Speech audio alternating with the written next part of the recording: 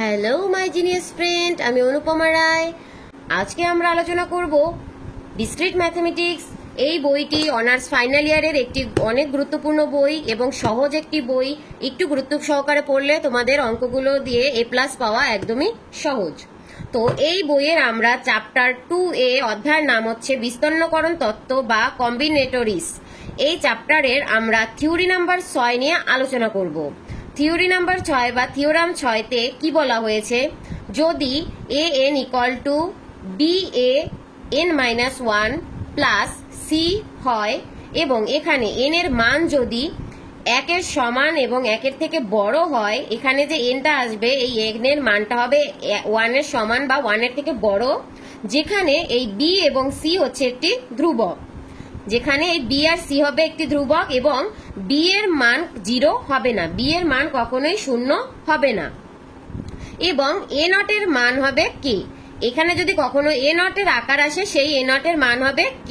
তবে দেখাও যে এই শর্তগুলো যদি মানে, তবে দেখাতে বলেছে যে an = মান হবে k প্লাস nc, an এর মান k প্লাস nc হবে যখন b = 1 হবে। b এর মান যখন 1 হবে তখন an এর মান হবে k প্লাস nc। এই সমাধানটার মান হবে k প্লাস nc যখন b এর মান 1 হবে। আবার an এর মান b⁴n k plus d minus d হবে যখন b এর মান 1 হবে না, b এর মান কি হবে না, 1 হবে না। এখানে সকল n 0 থেকে বড় এবং 0 সমান, এখানে সকল n, এই সকল nটাকে আবার এই চিহ্ন দ্বারাও প্রকাশ করা হয়। তো সকল n উল্টো a দ্বারাও সকলকে প্রকাশ করা হয়। সকল n 0 থেকে বড় এবং 0 সমান, যেখানে d = c/b-1। ঠিক আছে, প্রশ্নটা বুঝতে আশা করি কোনো সমস্যা নেই। এবার আমরা চলে যাব এর সমাধানে।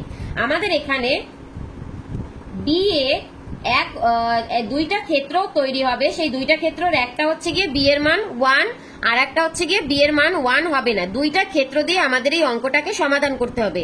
একবার b এর মান 1 ধরে আমরা এটা সমাধান করে মান বের করব এইটা, আর একবার b এর মান 1 না হলে কি হতে পারে সেইটা ধরে আমরা এইটা সমাধান এইটা বের করব। ঠিক আছে, তাহলে আমরা প্রথম ক্ষেত্রে চলে যাই। প্রথম ক্ষেত্রে আমরা ক্ষেত্র নাম্বার 1 দিয়ে লিখব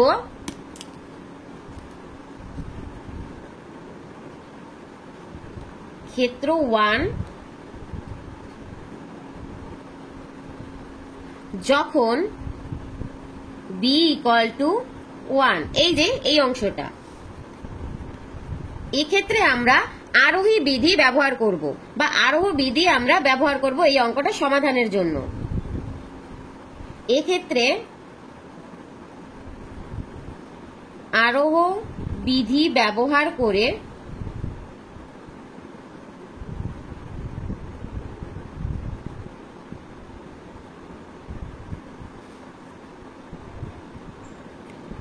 n এর মান হবে k প্লাস nc, এই যে প্রথম মানটা, এটাকে আমরা সমীকরণ নাম্বার 1 দেব।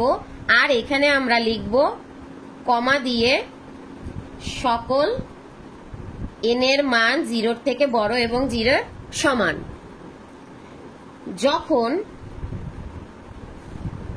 এটা এখানে একটা কমা দিলেও হয়ে যায়, যখন n = 0 তখন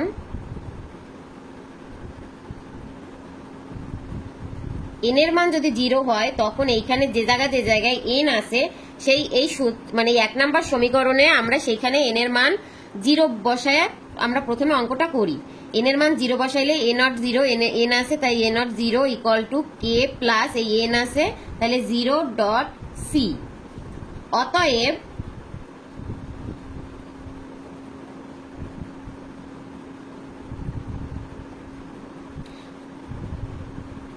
n = 0 এর জন্য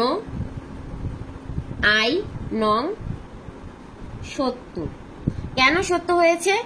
এই n = 0 বসালেও এই যে আকার, এই আকারটাই ঠিক থাকে। ঠিক আছে, এই যে k থাকলো, এই যে 0 থাকলো এবং c থাকলো। আর আমরা জানি কি এইখানে হচ্ছে গিয়ে 0 বসাইলাম। এবার আমরা এখানে 0 থেকে m+1 পর্যন্ত মান নিয়ে আমরা এই সমীকরণটাকে একবার সিদ্ধ করব। তাহলে এবার আমরা ধরি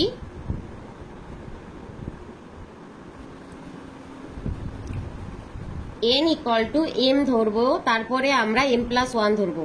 আমরা এখানে 1 2 3 দিয়েও ধরতে পারতাম, কিন্তু 1 2 3 না ধরে সরাসরি m ধরলাম অঙ্কটাকে একটু ছোট করার জন্য।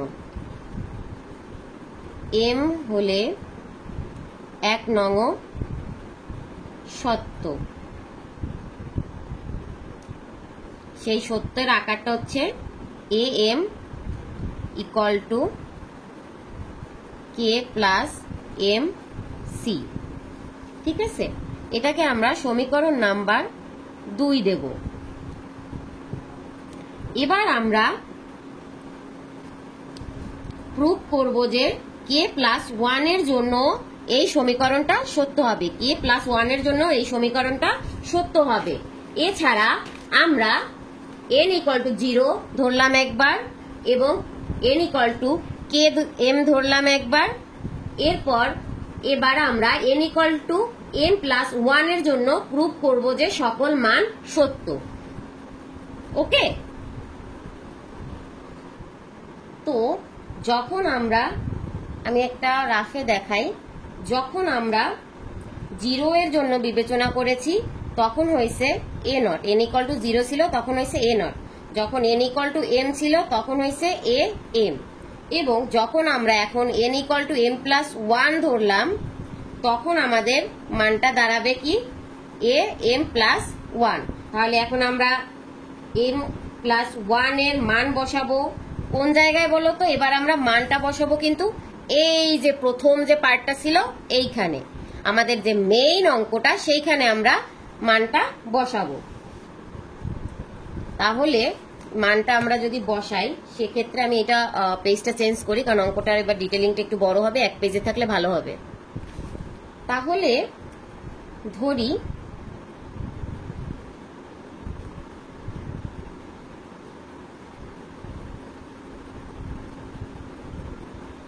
n ইকুয়াল টু m+1, এখন am+1 ইকুয়াল টু b। আমি একটু তোমাদের সুবিধার্থে এখানে লিখি, লাইনটা ছিল an b an+1 আর এখানে প্লাস c। ঠিক আছে, এবার আমরা n এর পরিবর্তে সব জায়গায় m+1 লিখব। এই যেই n এর পরিবর্তে সব জায়গায় আমরা m+1 লিখে দেব। তাহলে এখানে হবে n এর জন্য m+1, আর এখানে হচ্ছে যে সূত্রে ছিল n-1, সরি n-1 ছিল, তো সেই সূত্রের মানে -1 মানে অঙ্কের -1 এবার হলো প্লাস c। তাহলে আমরা এবার ক্যালকুলেশন করি am+1 equal to b am plus c, এখানে 1 1 কাটা যায়, তাহলে এখানে থাকে am+1 ইকুয়াল টু,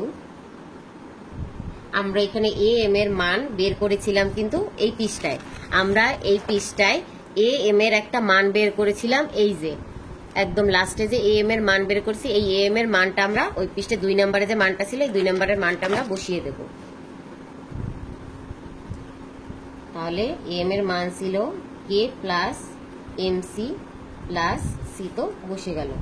এবার আমরা am+1 কে হচ্ছে গিয়ে এই b, যে এই b ইকুয়াল টু 1 এর জন্য প্রুফ করছি আমরা, যেহেতু b ইকুয়াল টু 1 এর জন্য আমরা এই ক্ষেত্র 1 এ কি ছিল b ইকুয়াল টু 1, যেহেতু b ইকুয়াল টু 1 এর জন্য প্রুফ করছি তাই এখানে b এর মানটা হবে গিয়ে 1 into k plus mc plus c। তাহলে am+1 equal to k plus mc plus c। ওকে, তাহলে am+1 ইকুয়াল টু k, আর এই দুইটা থেকে c কমন যায়, প্লাস c কমন আর m+1। আমরা আবার এটাকে সাজিয়ে প্রশ্নটার জন্য লিখতে পারি k ছিল সমাধানে, আর কি ছিল nc ছিল, তো সেই জন্য m1+1 আর এখানে c। আমাদের প্রশ্নটাই কি ছিল মনে আছে? যে k প্লাস nc, আমাদের এই পাশে প্রমাণ করতে বলছিল কি k প্লাস anc, an এর মান কি k প্লাস nc, তো সেইটাই আমাদের এখানে প্রমাণ হলো। এই a+1 এই আকৃতিটা ওই আকৃতিটার সাথে সত্য হিসেবে প্রমাণিত হলো। তাহলে আমরা লিখতে পারি অতএব n ইকুয়াল টু m+1 এর জন্য 1 নং সত্য।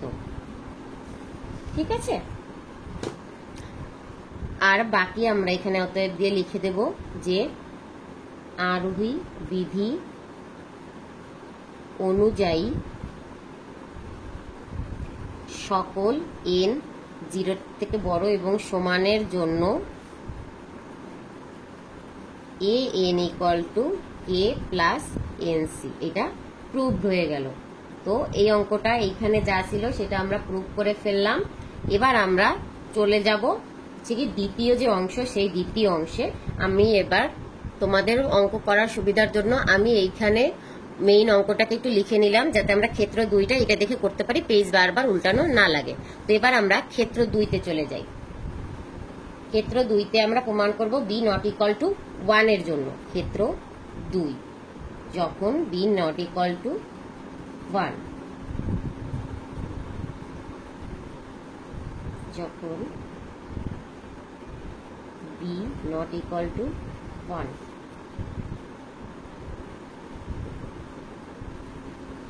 আরোহী বিধি দ্বারা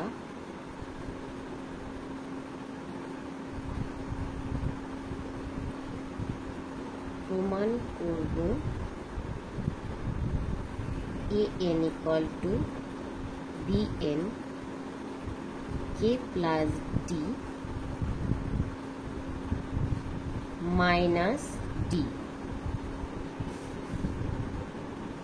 এটাকে আমি একটু 4 ব্র্যাকেটের ভিতর দিলাম, যেহেতু হচ্ছে কি আমি লাইনটাকে নিচে নিয়ে এসেছি শুধুমাত্র এই একটা কারণে। তো একটু লেখাটা এইভাবে লেখার চেষ্টা করবা যেন এক লাইনে ধরে। ঠিক আছে, ডি। এটাকে আমরা সমীকরণ নাম্বার দেব 2, আর লিখব যখন সকল n এর মান 0 থেকে বড় এবং সমান এবং d = c/d - 1। আমরা দ্বিতীয় নাম্বার শর্তের জন্য কাজ করতেছি, তাই আমরা an = এইটা লিখছি। ওকে, আর প্রথমের সময় এইটা নিয়ে কাজ করছি, তাই আমরা an = এই মানটা প্রমাণ করছি বা এই আকারটা এনেছি। এবার আমরা এই আকারটা আনবো। তাহলে আমরা মেইন অঙ্কে ফিরে যাই। n =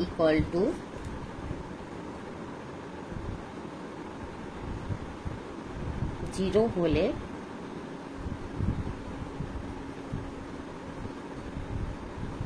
দুই নাম্বার হতে, মানে এই যে 2 নাম্বার, এই 2 নাম্বার হতে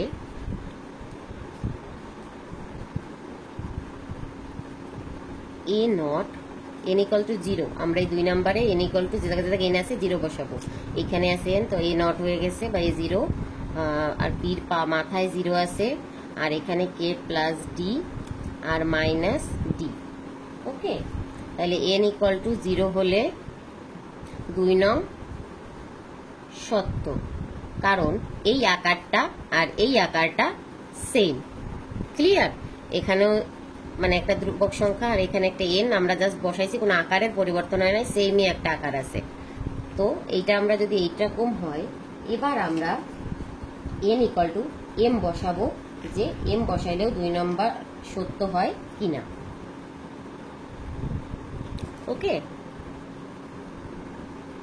তো যখন n = m, তখন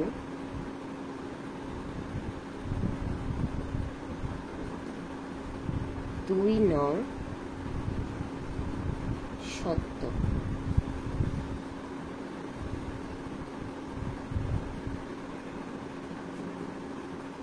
যেখানে m অঋণাত্মক সংখ্যা। এখানে n কিন্তু অঋণাত্মক সংখ্যা, কারণ কি আমাদের এখানে বলা হয়েছে কি, আমাদের এখানে বলা হয়েছে যে মানটা 0 হবে বা 0 থেকে বড় হবে। অঋণাত্মক মানে হলো মান 0 এবং 0 থেকে বড়। অঋণাত্মক মানে ধনাত্মক, অঋণাত্মকই হচ্ছে ধনাত্মক। তো 0 বা 0 এর বড়। তাহলে আমরা যদি n ইকুয়াল টু m হয়, এখানে আমরা মেন যে আমাদের সূত্রটা ছিল এইখানে আমরা n এর পরিবর্তে m বসাবো। n এর পরিবর্তে m বসাইলে আমাদের মানটা কি হয়, bm k plus d minus d। তাহলে এখন আমরা n এর পরিবর্তে m প্লাস 1 বসাবো। ঠিক প্রথম ক্ষেত্রে যেভাবে আমরা 3টা পার্ট করছিলাম, এক্ষেত্রেও আমরা এই বিষয়টাই করব। ওকে, আলাদা কিছুই না। তাহলে এখন m plus 1 equal two b। এই যে আমরা তখন মনে আছে প্রথমটায় আমরা কিন্তু এই জায়গায় মান বসাই নাই, আমরা কিন্তু বসাইছিলাম মান কিসে বলতো, আমরা মান বসাইছিলাম এই যে প্রথমে যদি দিয়ে যে মানটা ছিল সেইখানে m প্লাস 1 এর মান বসাইছিলাম। ওকে, আমরা এইটা m প্লাস 1 এর মান বসাবো। অঙ্কতে খেয়াল রাখবা, যখন n ইকুয়াল টু 0 বসাবা তখন হচ্ছে গিয়ে এইখানে মান বসবে, মানে এই সূত্রটায় মান বসবে, আর যখন m বসাবা তখন এই সূত্রটায় মান বসবে, আর যখন m প্লাস 1 বসাবা তখন এই যে উপরের যে সূত্রটা এইটায় মান বসবে। ক্লিয়ার? তাহলে আমরা এখানে মান বসাই b, এখানে ছিল b, তারপরে হচ্ছে গিয়ে এখানে কি ছিল an, সেখানে আমরা m প্লাস 1 বসাইছি, আর এখানে আছে b, তারপর a, তারপরে n এর পরিবর্তে m প্লাস 1, আর এখানে একটা মাইনাস 1, আর হচ্ছে গিয়ে প্লাস c। ক্লিয়ার? আমাদের এই মান বসানোটা হয়ে গেল।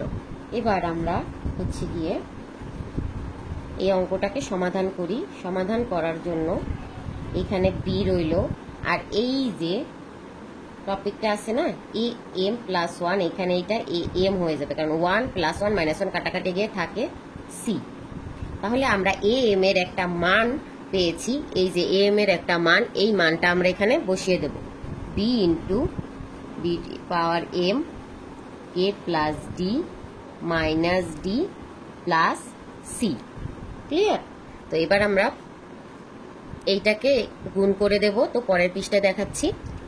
গুণ করে দিলে আমাদের মানটা আসে b into b two the power m এর সাথে যখন আমরা গুণ করি তখন আমাদের হয় b টু দি পাওয়ার, যেহেতু b এর পাওয়ার 1 আর ওইখানে হচ্ছে গিয়ে m ছিল, তাহলে b two the power m plus 1, আর হচ্ছে গিয়ে ওটার সাথে ইন্টু অবস্থায় k প্লাস d ছিল, সেটা লিখে দিলাম, মাইনাস, আর পরে মাইনাস d ছিল ব্র্যাকেটে, তো d এর সাথে b গুণ হলে হবে bd মাইনাস প্লাস হচ্ছে গিয়ে c, আর c এর আমরা একটা মান বসাবো। আমি এখানের পরের লাইনে করতেছি, কারণটা হচ্ছে গিয়ে এটা আমি এক লাইনে একটু বেশি করতেছি, পেজ উল্টায় ফেলাইছি, তো যার জন্য এক লাইন আপনাদেরকে একটু বেশি করে জিনিসটা বুঝিয়ে দিচ্ছি। c এর মানটা আমরা কোথায় পাইছি, c এর মানটা এবার আপনাদেরকে আমি বলি, c এর মানটা কোথা থেকে আসলো। আমরা এখানে রাফে দেখাই, আমি এখানে একটা রাফ করি। আমরা c ইকুয়াল টু প্রশ্নে এই যে ছিল না d equal to c by b minus 1, এইটাই এখানে লিখলাম, d equal to c by b minus 1 এখানে, আর এখানে হচ্ছে গিয়ে আমরা সিটাকে ইন্টু করে এখানে নিয়ে আসলাম, আর এইখানে এইটাকে b মাইনাস 1 এর সাথে গুণ করে দিলাম। এইখান থেকে আমরা c এর মানটা পাইলাম, তো সেই c এর মানটাই আমরা এখানে বসায় দেবো যে b minus 1 into d। Clear? তো এবার আমরা এই টোটালটাকে গুণ করে দেব ক্যালকুলেশন করে, m minus 1 k plus d minus bd plus bd, আর মাইনাস 1 এর সাথে গুণ হলে মাইনাস d। তাহলে এই দুইটা কাটাকাটি যায়, থাকে শুধুমাত্র b two the power m plus 1 k plus d, আর হচ্ছে গিয়ে মাইনাস d। আর ওই পাশে আমাদের বাম পাশে যে লাইনটা ছিল সেটা আমরা এখানে লিখি, বাম পাশে ছিল a m plus 1 equal to, আর এই ডান পাশে এই মানটা বেরোয়েছে 1 k plus d minus d। তাহলে এই আকার আর এই আকার কি সেম? অবশ্যই সেম। কারণটা কি, এইখানে হচ্ছে গিয়ে এর সাথে যে মানটা আছে সেইটাই আবার বির সাথে আছে, আবার এখানেও এর সাথে যে মানটা আছে সেইটাই আবার ডির উপরে পাওয়ার আছে, এখানেও সেম। আর এখানে আছে কে প্লাস ডি, এখানেও আছে কে প্লাস ডি, এখানে আছে মাইনাস ডি, এখানে আছে মাইনাস ডি। তাহলে আমরা ডি এর মান যদি 1 না হয় সেক্ষেত্রে এইটা প্রমাণিত হয় যখন এন জিরো, সকল এন জিরোর থেকে বড় এবং জিরোর সমান, যার জন্য d c by b minus 1। তাহলে আমরা বলতে পারি n equal to m plus, তাহলে n equal to m plus 1 এর জন্য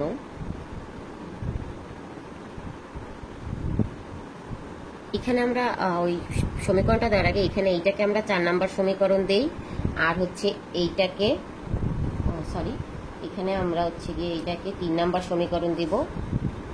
এটা ছিল 3 নাম্বার সমীকরণ। আর হচ্ছে গিয়ে হ্যাঁ, এটা 3 নাম্বার সমীকরণ, 1 নাম্বার 2 নাম্বার, এইটা 3 নাম্বার, কারণ ওই পাশে আমরা আরেকটা সমীকরণ দিয়েছিলাম সেটা ছিল 2 নাম্বার। তো এইটাও 3 নাম্বার সত্য হবে। এই এম ইকুয়াল টুর জন্য তো আমরা এইটাকে সত্য প্রমাণ করছি, তো এটা হচ্ছে কি 3 নাম্বার সত্য হবে। এন ইকুয়াল টু 0 এর জন্য 3 নাম্বার সত্য হবে। তো এই সমীকরণটা একটু এডিট করে নাও। ওকে, তো এখানে সমীকরণ প্রত্যেকটা 3 হবে। ওই পাশে আমরা ওটা ক্ষেত্র ওকের ক্ষেত্রে চলে গেছে, আমরা এই 2 থেকে করতেছিলাম। তাহলে এবার আমাদের এখানে লাস্টে আমরা লিখতে পারি, তাহলে এটার জন্য সমীকরণ 3 সত্য। এবার আমরা ফিনিশিং লাইনে লিখব আরোহী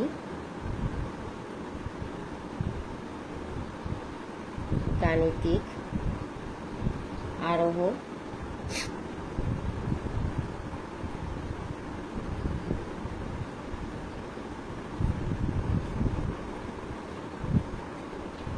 আরোহী বিধি অনুযায়ী